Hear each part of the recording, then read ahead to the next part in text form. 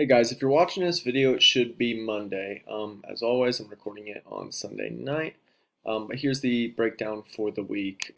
One thing I did want to bring to your attention was that the first progress reports, I believe, will be in Wednesday evening, or at least that's any assignments after that would not count for that progress report. Progress report grades should be in by Friday, so that's when you should actually know what your grade is and what you owe. A rule for this, if you're reaching out to me and let's say I'm working through, and let's say I don't even know until like Wednesday at some point what you owe, and you want to get it in for the progress report, I may or may not be able to help you. What you can do to help yourself is to go through and go look at the different links I've posted. Let's say you click there, you can click a bunch of other links. It'll come up that you already submitted it. So there's a way that you can help yourself to find out if you owe it. If you just go back through the last like 3 weeks, you can find it out on your own. And pretty much each progress report is about three weeks. So other than that, because I still see stuff like wildfire all over the internet, whatever side you're on, if your guy won, if your guy lost, it's always important to see what's real and see what's fake because there's a ton of misinformation out there. All right. So please check that out with some helpful things to help you navigate through, all the nonsense. For today, this video I'm making right now, I will post it. You'll answer your bell ringer questions in the comments. If you want to preview the week, we'll finish the Revolutionary War up the following day. Then we have a reading on the New Nation, and we'll get through the New Nation this week. Now, that means we'll pretty much finish up Chapter 4 this week. Probably get a review guide when we come back and a test right before break. So I'm not sure if that's good or bad, but you get the test right before break, and we'll start our project on the way back. All right. So now, since you guys did the reading on Friday, let's get into, well, the struggle for independence for us, the actual war stuff. Once again, I'm kind of like, I make a joke with you guys because your surveys showed that you love war. All right, well, here it is. Now for the bell ringer, I want us to kind of revisit our last section on why we would even do this and the different perspectives, kind of like the origins of the war, because I think that's where I get most fascinated and where I, as a teacher, a learner myself, a citizen, I think it's one of the most important things to see, like why we do these things and how we got to the point. So I wanted to go back to ask you guys again, why would colonists choose to be loyal to England? If we have a population of 2.5 million people, roughly a third, maybe as little as 20%, some estimates say it's a little less than a third, they're loyal to the crown. A lot of these people are in positions of power, very wealthy, and shortly after the war, there's a mass exodus. They're persecuted, they're kicked out. Maybe they go to Canada, maybe they go to Britain. But things aren't good for them. But why would they choose to stay loyal to England? So think about it. Give me some good answers, and you could always give me like 4 different answers. Like I think they were loyal because X, Y, Z, elemental P, something like that, right? Next question, why would the British want to keep fighting for the colonies?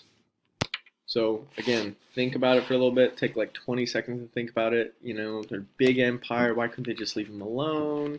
Couldn't they just be allies with them? Don't they have a bunch of other colonies all across the world? Why did they have to fight? All right, so let's get into it, and I'll give you a brief review of what we covered before. Pretty much, French Indian War, one of the biggest reasons, with many others, why we even got to the war. Population's very divided. It's kind of like a civil war, and that's what the founders called it. But there's also a civil war within the civil war, with the loyalists fighting the patriots or the rebels, depending on your perspective. There's also native raids going on, and there's even boundary disputes out west in Pennsylvania, interestingly enough. And one additional feature to all this is that the French are loving this, and they're kind of using it as a proxy war to continue the fight against the British, because the British and the French have been fighting, gosh, it seems like throughout time. So you get some of the population, they want to, it doesn't make sense, they want self-rule, they want to be left alone. You get others, that's our country, that's our colony, this is treason. And, it starts with some meetings and petitions, some grievances, pamphlets, intimidation, boycotts, and it leads to some vandalism or, riots, looting, some tar and feathering, and then eventually you get, a massacre. So later, a little bit of shots fired at Lexington and Concord, and that's when we get ready for war. So now you're all caught up. All right. So the objectives for today, I'll probably cover half the stuff as I almost always do. I think always do actually for this class. We'll discuss the armed conflicts in the Revolutionary War. Only really a couple. There's plenty of wars which will, sorry, not wars. Plenty of battles in which you can cover and we could cover, but I'm not going to. But you're welcome to as a option for your project. But I'll go over to some things that I think are interesting and important for you because, clearly I'm biased, you're biased. So we'll pick out which things we think are important since there's pretty much endless and infinite amount of facts for history. In addition to that, more so tomorrow, we'll look at Pennsylvania's contributions to the war, and then we'll also explain the impacts and the outcomes of the war. So this stuff will be tomorrow. This will be for today. All right. Here are your key terms. You should know these, and you're responsible for them for the assessment. So with so much to cover in about 2 short videos, I kind of pick and chose what I thought was important as, you kind of get from this class. I based it off the text, of course, and a couple other sources. But I wanted to go over a couple things of the Revolutionary War. With this, just like many topics, we could literally spend an entire year, school year. You could have an entire class just on the Revolutionary War, I swear.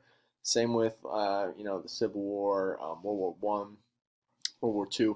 A lot of these topics have so much coverage that you could go into, but I'm going to pick a couple things out. So to start, most fighting had to be somewhat close since the range of guns were something like 100 yards at that time, and it would take 20 seconds to reload. For all you warmongers, the people that love war, I thought I'd start with the fighting. Both sides were familiar with guerrilla tactics, and both sides actually would use it. Both of them would have plenty of native allies. Many times in larger organized combatant conflicts, they typically shot in columns, and the air would be gray from all the smoke. Now, it wasn't typically like they wanted to just line up in those columns and, just be sitting ducks for guerrilla warfare. It was more so to hit your target and have a higher accuracy rate. In addition to that, many accounts of Washington surviving happen in this war, French and Indian War. I think I talked about that before. There's so many times in Washington's life that he probably should have died, whether he's on his horse or sneaking up on somebody. He's always in the line of fire where people next to him are dropping dead all the time, and he always survives. So that's some interesting little history on Washington. But anyway, both sides would also use bayonets. The British were very well trained with using bayonets. This is why the Patriot movie is so weird because you have Mel Gibson sneaking up and running up to everybody with a tomahawk, but the British were highly trained with these things. They probably would have slaughtered Mel Gibson in real life. But only 2% of the battle casualties actually came from the bayonets. So the war itself was pretty gruesome, as you can imagine.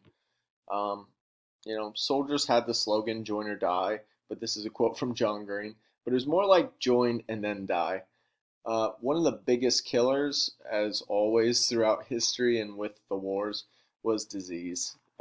I say this before, we're good at killing each other, but disease is much better at killing us than we are at killing us. What they dealt with in this war was smallpox. There's actually a book on it, Pax Americana, pox meaning Latin for peace. But it's supposed to be a play on words about smallpox and how deadly it was. This was a really huge deal. An estimated 130,000 people would die from the smallpox epidemic during this time. Washington would even organize his columns and organize his troops by their germ tolerance. For instance, when he's going into some conflicts, such as taking over city, he would actually send in maybe 100 soldiers to recapture Boston that were pox resistant. So it was very interesting and, again, one of the biggest killers. So the majority of fighting was actually done in New York, New Jersey, and South Carolina. Just between those three states, there might be something like over 200 conflicts, and probably in the war in general, probably over 1,500 conflicts collectively that we at least know of or have record of. Right? There's even more than that. There's so many things going on. It's very sporadic, and this is lasting years. As you can guess, conflicts would happen in every state, a little bit in Pennsylvania, and it even happened outside of the colonies. And you can even argue, if you're talking about the other countries getting involved, that it would be even a one in the international seas and globally. The British strategy is to try to control the seas, to try to control the coast, and to try to control the major cities. Um, and they did actually pretty good with that, try to control the politically or geographically important areas. But 90% of the colonial population actually lived in the countryside and the rural areas. So this didn't actually do much. The Britain, they could take over, New York City or Philadelphia, but it didn't make a significant difference since they, didn't live there. Most people didn't live there.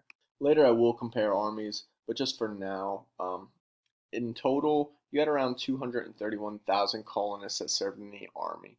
Remember, that is in a population of 2.5 million, and you have to think if you divide this on the estimates in the thirds, 1/3 of 2.5 million would actually be the Patriots.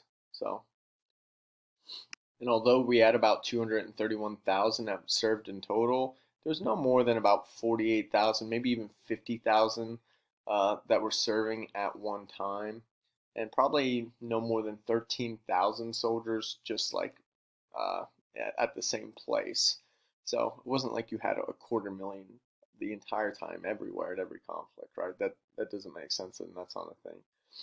France would also send us about 12,000 soldiers to help in 1779, and even sent more at the war's end. The British, they would have about the same number that the colonists had, at one time at least, and that would be around 40,000. And out of the British, 40 some thousand, it's probably about 20, 22,000 that were actually British, and then probably 20 to even 25,000 loyalists helping them. So you have to think they might even have more people from the colonies fighting against the Patriots or the rebels, whatever you want to call them, depending on your perspective, than the actual British soldiers. So this was huge, definitely important.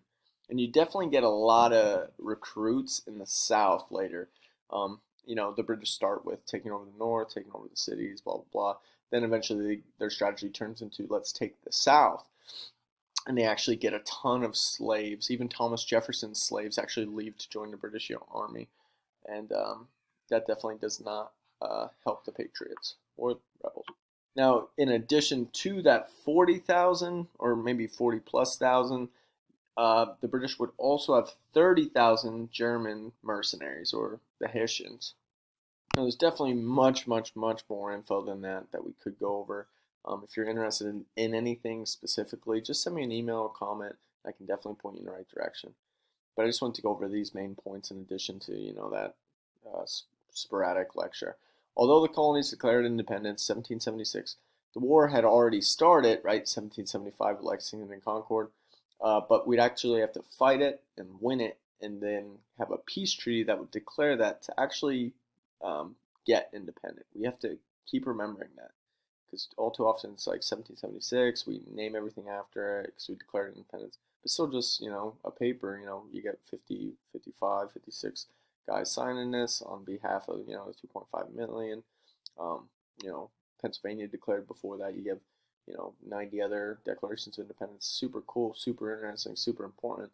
But we still have to fight. Like, that's the whole point to this, to fight, you have to win. Until 1777, there wasn't much fighting in between that gap from Lexington to Concord in 1775.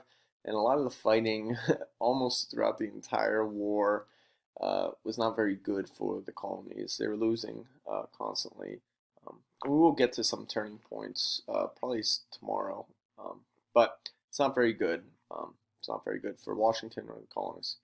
The British essentially dominate the war and control many important colonial regions and cities, as I said before. But it's tougher for them to win since most people are rural. So let's move on to at least show you some images before we end this video.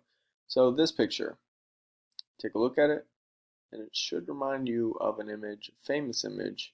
There's portraits of it everywhere. There's pictures in textbooks. Um, tell me what you think it is. All right, good. Yep, you're right. Washington crossing the Delaware. This was one of the awesome victories he has. Now, before I actually tell you about the story, I think we have to start from this image. This is what it's supposed to actually look like, but I like this one better. If you want to take a look and compare them, they're both actually made up. So this one's not real, and this one's not real. But this one's a little cooler, because you get, a sea monster, you get Columbus. We actually don't even know what he looks like. You get some ripped up Confederate flag. I think that's John Brown. They have a little engine at the back. So why do I even show you this? Well, in the actual image, this one, we have a couple things wrong with it. One, well, this was fake, as I said before. These are small boats. They're typically used for cargo. If they weren't, you could not get this many people in it. You couldn't even stand up on it. It'd tip over. Both sides were pointed. The guy next to him was actually a black patriot called Prince Whipple, interestingly enough. There weren't icebergs. There was definitely sleet and rain, which was interesting. But the real boats were much bigger. You actually could stand up on them, and they go to about your waist high. So this is just weird altogether. Also, this trip's done at nighttime. So, what's going on? Why do we have this? Oh, one more. This flag. So we won't even have this until later in June, July. So this wasn't even a thing at this point. So does this even matter? Why do we have this? Well, I like to just kind of make the final point with this. Besides being a little bit funny, and these are the words from James Lowen. He's a professor at Tougaloo University. He talks about this image just illustrating that once we start lying to kids, things that didn't happen, well, is there any stopping point? Can we just keep going? And he would argue just little things with this, it could lead to other myths in our history. And we've talked about these things before, or at least I've mentioned them in videos before.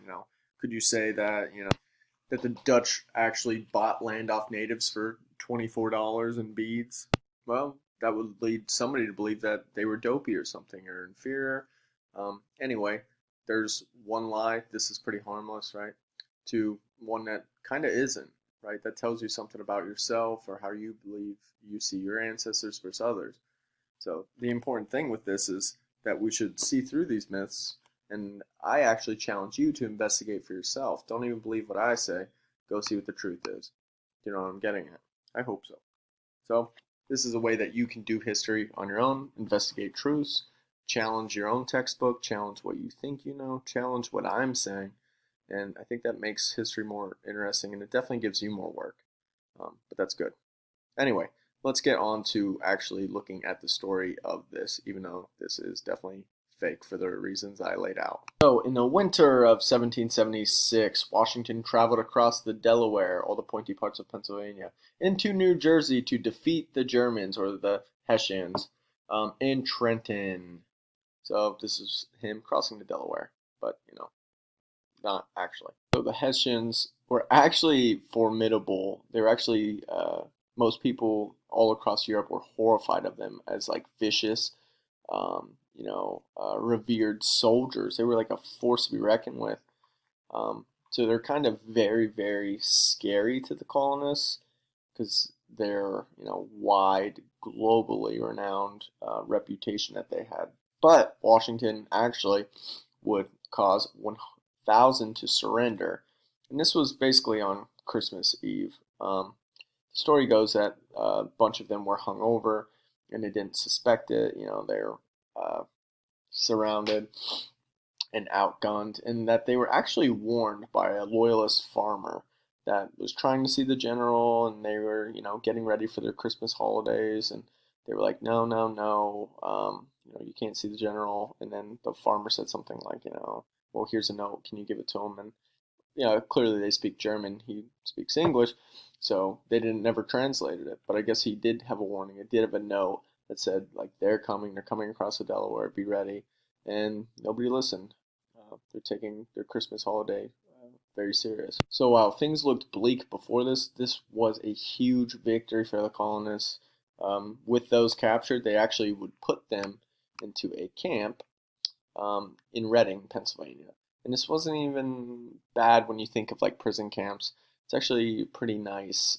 They could kind of walk and do whatever they want, and there wasn't many issues with that. You have to remember Pennsylvania, for instance, had a huge German population. We also had English, Scottish, Irish, right? But they kind of had it nice in this camp, and that's a sharp contrast to the camps that the British would have. As many as 20,000 of the colonial soldiers, many would die. In fact, some accounts say that they were forced to eat rats and even the lice off their own body, quote unquote. A lot of these camps were actually in their boats, let's say, like all across the coast. They would just have prison boats. So very brutal. This, not so much. Now, another interesting event, Valley Forge. So, unlike this image, which is really cool and fake, but it has a really cool, truthful story around it, this is pretty brutal. But by the end of it, I will point to one positive element of this sad, tragic story of Valley Forge. So this would be the following winter. If this is a cool winter in 1776, 1777, this would be the winter a year after, 1777 to 1778. The British are winning a series of battles all around, especially in Philadelphia area. And then Washington sets up a camp at Valley Forge, which is about 20 or even 18 miles away. This was a particularly harsh winter. Soldiers almost instantly set up about 1,000 crude huts, but they're about 14 by 16 feet. It mildly helped with the winter. Some of these people were, quote unquote, from Washington, naked or shoeless. With the 12,000 troops, about 3,000 would die that winter of malnourishment, sickness, disease, infection, and about another 3,000 would just get up and go. So you have to think there's half his soldiers gone or dead. If you do know a little bit about how Washington did recruit, you do get plenty of volunteers. You get plenty of rebels and patriots, whatever you want to call them. But you also get many subs for a draft, because you also get draftees. But you get people that can pay their way out, or get a servant to do it, or a slave. So it's not the best when you don't sign up to be there, you don't want to be there, and you're kind of forced to, or kind of somebody gets you into it. And in addition to that, with all the wars, like even if we fast forward to Vietnam, for instance, anytime any of these soldiers' time is almost up, let's say they have 2 weeks left, 3 weeks left, 1 week left, a month left, they're not really being risky. They're kind of trying to hide out, hide in the back, do whatever it takes to try to get out of it, because they know their time's almost up. And this war has high casualties, whether it's sickness, death, smallpox, friendly fire, their enemies, the scary German mercenaries. It's very stressful. Most of the long-term soldiers were landless or unskilled laborers. Many of them were young, very young, usually mid-teens, mid-20s. The army did accept women who cared for the sick, the wounded. They cooked, they made clothing, and even some served in combat. They would occasionally serve, sometimes as spies or for intel missions. Now, I know I said some bad things. You have a bunch dying. You have 8 to 10 soldiers leaving every day, right, deserting. But there is kind of a positive in this that we can think of, and that is von Steuben. So he would be a German-Prussian general, and he would basically train 100 of Washington's top soldiers that would be leaders to basically train everybody else. He was big in their drilling, making it professional, getting uniforms, being disciplined in general. Because you have to think, if you're just getting people from all walks of life. You know, sometimes they're forced to slave a servant. People are paying their way out, so they don't have to do it. You know, maybe you want to fight against the British. He has so many people. He's trying to bring them all together and basically create a standard, if that makes sense. So one other huge thing he brings, and it might be one of the more important things, was just like kind of basic hygiene to the camps. Um, and you can look up more information about this, but a simple concept of trying to separate the bathrooms and the kitchens, I believe, that would lead to a higher survival rate and you'd have less people dying and getting sick. So you can look that one up for yourself, but it's very interesting and seems self-evident to you guys, but very important and very helpful to our military. Now, after the harsh storm, by springtime, the army would get food, they would get supplies, and even more men. This was just a very rough time for the colonial army. Even the French would intervene at that time, and that was kind of a huge boost to morale. Because of that, the French would help us in the seas, or they'd help us along the coast. They'd send money, guns, food, soldiers, ships to help the colonists. It was a huge, huge, huge help. Now, in addition to the French helping, you would also get a few others, such as the Dutch and even the Spanish. They would all join to help the colonists, funny enough. And, you know, why wouldn't they help the colonies against one of the world superpowers that they were in competition with? You know, seemed right. Here's just a quick illustration of that. All of them against the king. Now, these points, I just want to reiterate. The war was not just between the British and the colonists, but it included loyalists, the Hessians, natives, and other European countries such as France, Spain, and the Netherlands. Pretty much the colonists, if you remember, they're losing, losing, losing. You get a little victory here. You know, you get the crossing of the Delaware. That is huge for Washington. It's also a huge boost to even get France to help us because they didn't really, they needed something to prove that the colonists were even had a hope. So that does help them. But it more so tilts when Washington's plan becomes not to just defeat the British, but just kind of like annoy them enough, just, you know, hit and run or just bother them enough that maybe they'll leave. You know, it's part of the homeland advantage. Um, we also get an extreme amount of help from France, as I said before, and even Spain and the Netherlands. So these are all huge, huge, huge boosts against, you know, the British, the Loyalists, and the Hessians, German mercenaries, and those loyal to the crown. So, all right, that's all I have for you for today. It was pretty long, and you know, I talked a lot, but there's so much I can go over and so much I didn't go over. But I just hope some of the stuff was fresh and new and interesting to you, since the last time you visited this stuff you were 12, and there might not be a next time you visit this topic again, right? You know, some of you might go to college, some of you might not. And even those that go to college, are you going to have a U.S. history like class? Maybe, maybe not. Probably a lot of college kids don't. So this might be the only time you go over Revolutionary War again. So hope you enjoyed it. We will continue on tomorrow with comparing the armies and kind of wrapping up the war and look at the impacts of it. All right. If you have any questions or if you want to look at anything else, reach out to me. I can send you sources. Thanks for watching this. I know it was long, but I appreciate it. Have a good one, guys. Let me know if you need anything.